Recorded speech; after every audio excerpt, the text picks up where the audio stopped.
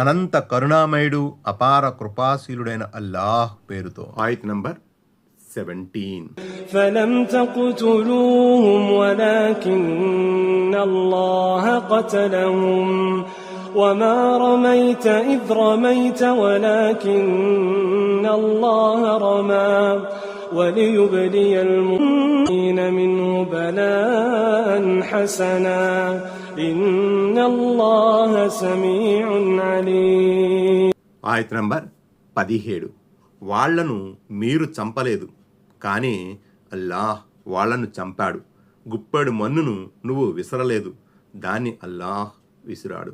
విశ్వాసుల శ్రమకు తన తరపున మంచి ప్రతిఫలం ఇచ్చేందుకు అల్లాహ్ ఇలా చేశాడు. నిశ్చయముగా అల్లాహ్ అంతా వినేవాడు, అన్నీ తెలిసినవాడు. 22.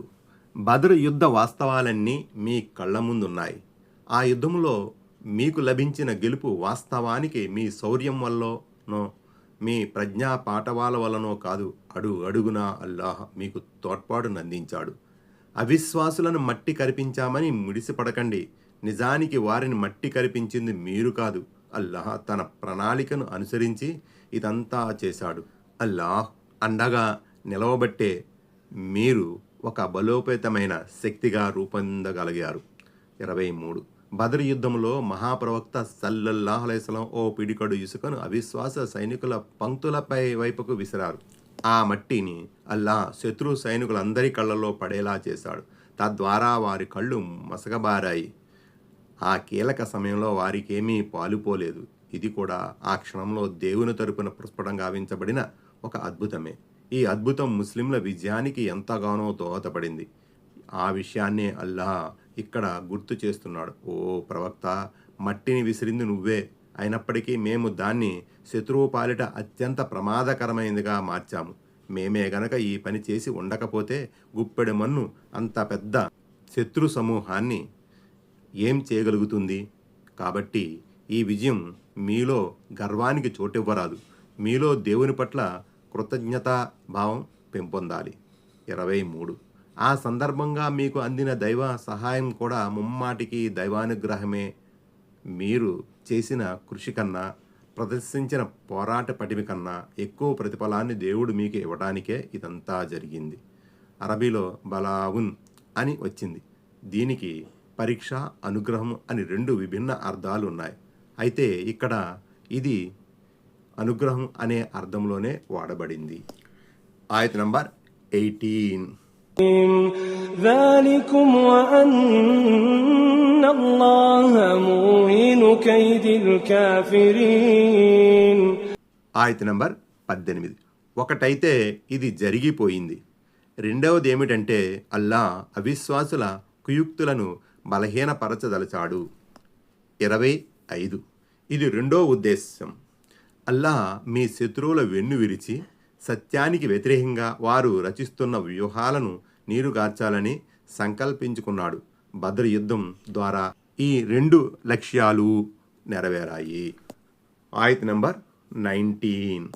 إن تستفتحوا فقد جاءكم الفتح وإن تنتهوا فهو خير لكم وإن تعودوا نعد ولن تغني عنكم فئتكم شيئا ولو كثرت وأن الله مع المؤمنين.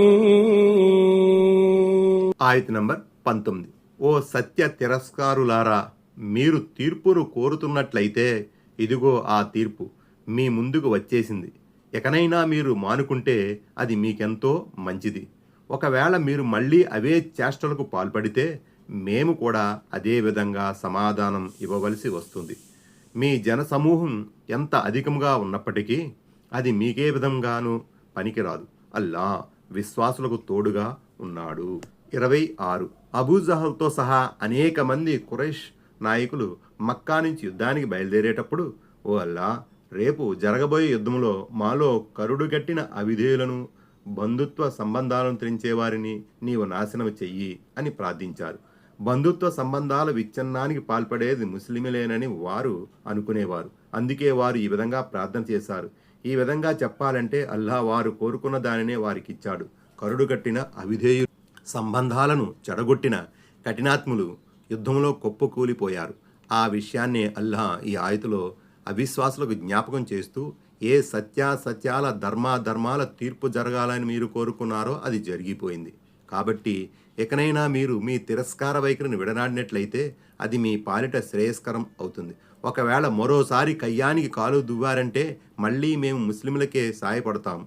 మీరెంత పెద్ద సైన్యాన్ని తెచ్చినా అది మీకు ఉపయోగపడదు అని అల్లాహ్ అంటున్నాడు. ఆయత్ నంబర్ 20. يا أيها الذين آمنوا أطيعوا الله ورسوله ولا تولوا عنه وأنتم تسمعون.